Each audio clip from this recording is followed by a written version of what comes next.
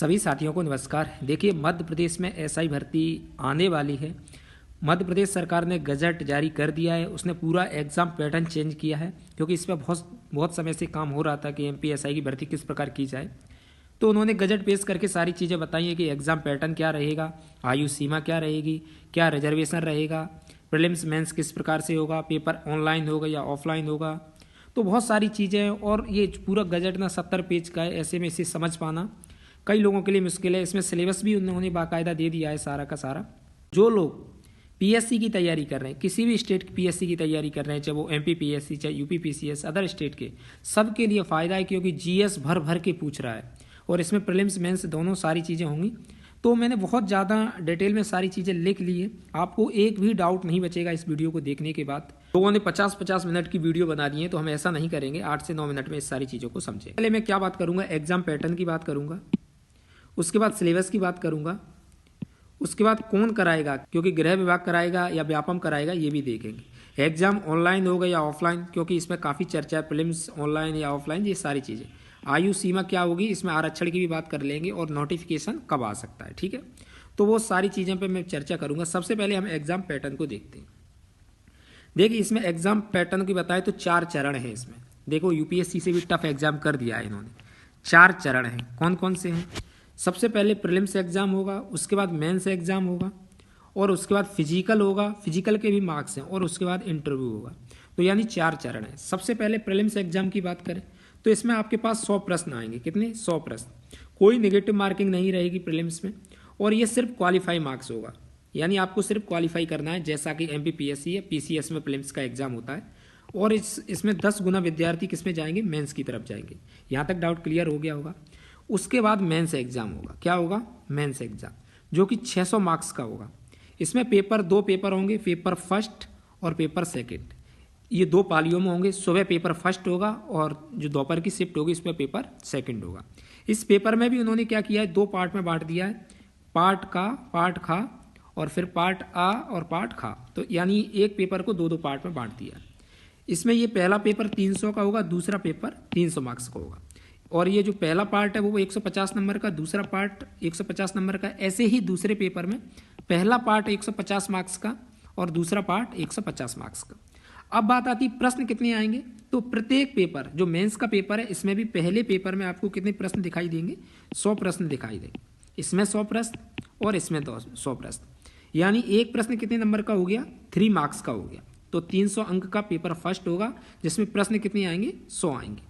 ऐसे ही second paper, इसमें 100 प्रश्न आएंगे और पूरा टोटल कितने मार्क्स का हो जाएगा? 300 मार्क्स का। एक प्रश्न 3 अंक का। और इसमें आपको देखें तो अगर डिवाइड करें पार्ट में, तो इसमें 50 प्रश्न यहाँ से आएंगे जो 150 मार्क्स के, 50 प्रश्न यहाँ से आएंगे जो 150 मार्क्स के। इसी प्रकार पेपर सेकंड में 50 प्रश्न यहाँ से आएंगे जो 150 मार्क्स के होंगे, 50 प्रश्न यहाँ से आएंगे जो 150 मार्क्स होंगे। इस प्रकार मेंस आपका 600 मार्क्स का होगा। प्रत्येक पेपर में आपको 2 घंटे का टाइम मिलेगा। 2 घंटे का टाइम इसमें और 2 घंटे का टाइम इसमें मिलेगा, प्लस इसमें नेगेटिव मार्किंग रहेगी। किसमें? मेंस में। तो ये मेंस का पोर्शन आपको सारा समझ में आ गया होगा। मेंस का, प्रीलिम्स का सिलेबस हम आगे जाके अच्छे से बात करेंगे। आगे मैंने सिलेबस पूरा दिया है। उसके बाद फिजिकल की बात करें तो आपका फिर होगा फिजिकल जब एग्जाम पास हो जाएंगे। संभवतः इस नोटिफिकेशन में उन्होंने दिया नहीं है, पर मुझे लगता है कम से कम 3 से 5 गुना विद्यार्थी, या तो 3 गुना या 5 गुना विद्यार्थी किसमें जाएंगे? फिजिकल में जाएंगे। फिजिकल में भी मार्क्स हैं। फिजिकल कितने मार्क्स का है? 100 मार्क्स का है। कितने मार्क्स का? 100 का। ये कैसे डिसाइड किया है? 800 मीटर की दौड़ होगी आपकी, जो कि 40 अंक की होगी। इस नोटिफिकेशन को मैं टेलीग्राम चैनल पर डाल दूंगा, जहां डिटेल में पढ़ सकते हैं आप। बहुत बड़ा नोटिफिकेशन है, लेकिन जो मेन चीज़ें, जो मुख्य चीज़ें आपके लिए, वो मैं सारी चीज़ें बता रहा हूँ। लंबी कूद आपकी 30 अंक की होगी और गोला फेंक आपका 30 अंक का होगा। इस प्रकार ये 100 अंक का होगा। और इन्होंने डिसाइड कर दिया है कि आप इतने मिनट में दौड़ निकालेंगे तो आपको इतने मार्क्स दिए जाएंगे। वो सारा नोटिफिकेशन में दिया है। उसके बाद 50 नंबर का इंटरव्यू होगा, यानी जो मेरिट बनेगी 600 मेंस और आपके 100 नंबर का फिजिकल और 50 नंबर का इंटरव्यू, यानी 750 मार्क्स में आपकी क्या बनेगी? टोटल मेरिट बनेगी, जो फाइनल मेरिट बनेगी। ये चीज़ें यहाँ एग्जाम पैटर्न आपको समझ में आ गया होगा। उसके बाद बात करते हैं सिलेबस की। देखिए, सिलेबस आपका जो है, प्रीलिम्स का बात करूँ तो प्री में आप उन्होंने 10 यूनिट दी हैं, यानी हर यूनिट से एक प्रश्न, 10-10 प्रश्न आएंगे और ये 100 प्रश्न यहाँ से आएंगे। यहाँ निगेटिव मार्किंग है नहीं है, सिर्फ 10 गुना विद्यार्थी पास होंगे। और सिलेबस आप देख लीजिए एक बार, मैं इसलिए ही थंबनेल पे लिखा था कि जीएस, जीएस और जो पीसीएस की तैयारी कर रहे हैं उनके लिए बहुत अच्छी अपॉर्चुनिटी है। इसमें आपको देखना 10 नंबर की हिंदी आएगी, 10 नंबर की इंग्लिश आएगी, 10 नंबर का एनालिसिस अप्रोच आएगा, आपका विश्लेषणात्मक क्षमता आएगी, 10 नंबर का इतिहास आएगा, 10 नंबर की ज्योग्राफी यानी भूगोल, 10 नंबर का साइंस, 10 नंबर का नागरिक शास्त्र, 10 नंबर का कंप्यूटर, 10 नंबर की रीजनिंग और 10 नंबर का करंट अफेयर्स। और ये 100 मार्क्स का आएगा। यानी किसी भी स्टेट पीसीएस की अगर तैयारी करते हैं आप तो ये सारी चीज़ें पढ़ते हैं।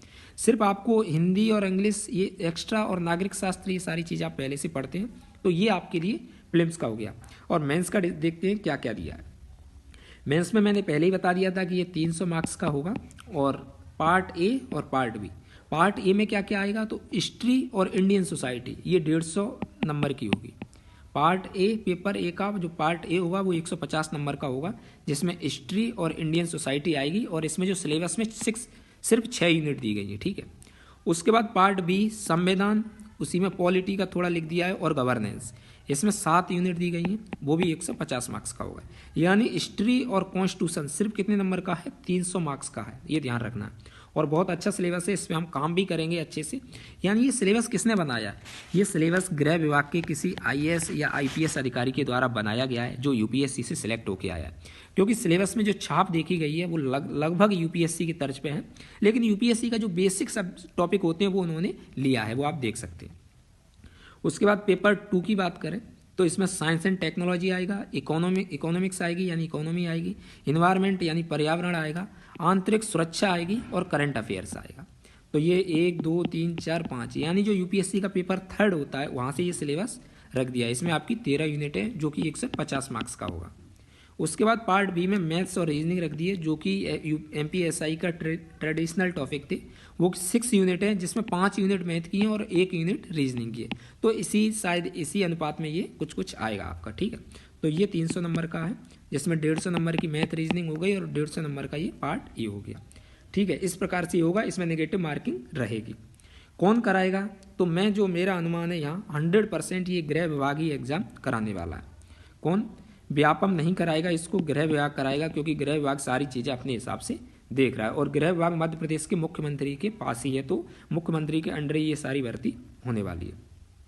एग्जाम ऑनलाइन हो गया ऑफलाइन, इसमें देखिए ऑनलाइन हो सकता है, लेकिन मेरी बात सुनिए, क्योंकि इसमें फॉर्म बहुत ज़्यादा फॉर्म पड़ेंगे। तो जो प्री का एग्ज़ाम है क्या हो जाएगा, ऑनलाइन हो सकता है, सहूलियत के लिए हो सकता है गृह विभाग प्री का एग्ज़ाम ऑनलाइन करवा ले। और जो मेंस का एग्ज़ाम है, क्योंकि मेंस में मान लो अगर 1000 पोस्ट आती हैं तो सिर्फ 10,000 स्टूडेंट ही तो क्वालिफाई करेंगे, तो इनको क्या कर सकते हैं, ऑफलाइन, एक दिन ही सारा पेपर ऑफलाइन हो सकता है, ताकि जो नॉर्मलाइजेशन का पहले से ही मध्य प्रदेश में हंगामा बना हुआ है वो शायद यहाँ पे दिखाई नहीं देगा, क्योंकि नॉर्मलाइजेशन फिर नहीं होगा। तो ये ऑफलाइन हो सकता है और प्रीलिम्स का एग्ज़ाम ऑनलाइन हो सकता है, और हो सकता है कि पूरा एग्ज़ाम ही ऑफलाइन हो, ठीक है। तो संभावना ऑफलाइन की तरफ ज़्यादा है, मेंस लगभग 99.9% ऑफलाइन ही होगा। उसके बाद योग्यता की बात करें तो आपको इसमें ग्रेजुएशन होनी चाहिए, प्लस एज क्राइटेरिया इन्होंने क्या किया है, मैंने देखा है वहाँ पे अंदर, उसको और स्पष्ट हो जाएगा आगे चल के, लेकिन आपकी संभवतः 38 वर्ष रखी है, क्योंकि 7 साल के बाद ये भर्ती आ रही है, तो 38 वर्ष आपकी आयु हो सकती है, ग्रेजुएशन होनी चाहिए और 21 साल से लेकर 38 साल तक इसमें फॉर्म अप्लाई कर सकते हैं। प्लस महिलाओं को 35% आरक्षण है, चूँकि ये आरक्षण हॉरिजेंटल है। हॉरिजेंटल आरक्षण का मतलब ये होता है कि जैसे ओबीसी को आरक्षण मिला है, उसी में ओबीसी की जैसे 50 सीट 100 सीट आएंगी, तो उसमें से 35 सीट महिलाओं के लिए आरक्षित होगी, यानी जो कैटेगरी आरक्षित है उसी के अंदर आरक्षित महिलाओं के लिए मिलेगा, ठीक है।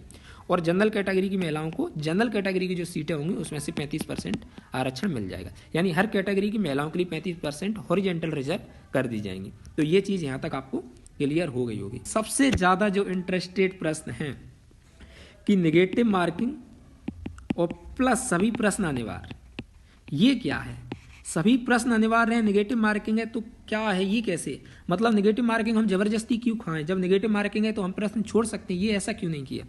तो देखिए इसके 2 फॉर्मेट हैं, पहला फॉर्मेट और सेकंड फॉर्मेट। पहला फॉर्मेट ये है कि मैंने कई एग्जामों में ये देखा है कि वहाँ पे लिखे ही रहते हैं कि आपको विकल्प नहीं है, क्योंकि कई एग्जाम में क्या होता है, जैसे 1, 2, 3, 4, 5, 7 प्रश्न दे दिए और ऊपर लिखा रहता है कि आपको 5 प्रश्न करने हैं। एक तो ये रहता है आपने देखा होगा, आपने जब 12th के एग्जाम दिए होंगे या कोई भी प्रीलिम्स का एग्जाम है, उसमें लिखा रहता है कि सभी प्रश्न अनिवार्य हैं। और जब आप वैकल्पिक होते हैं तब क्या होता है कि 7 प्रश्न दिए हैं, इसमें से आप 5 प्रश्न कर सकते हैं, यानी सभी प्रश्न करना जरूरी नहीं है, 7 में से सिर्फ 5 कर सकते हैं आप। तो सभी प्रश्न अनिवार्य का एक फॉर्मूला ये हो सकता है कि सभी प्रश्न दिए हैं, आप चाहें तो कर सकते हैं, लेकिन सभी प्रश्न अनिवार्य हैं, आप छोड़ना चाहें तो छोड़ सकते हैं। एक पैटर्न तो ये है। लेकिन दूसरा पैटर्न जो राजस्थान में चल रहा है, राजस्थान में क्या पैटर्न चल रहा है? राजस्थान में पैटर्न ये चल रहा है कि प्रश्न आपको सभी करने रहते हैं, लेकिन ऑप्शन कैसे आते हैं? पहला ऑप्शन, दूसरा ऑप्शन, तीसरा ऑप्शन, चौथा ऑप्शन, एक 5वां ऑप्शन भी आता है।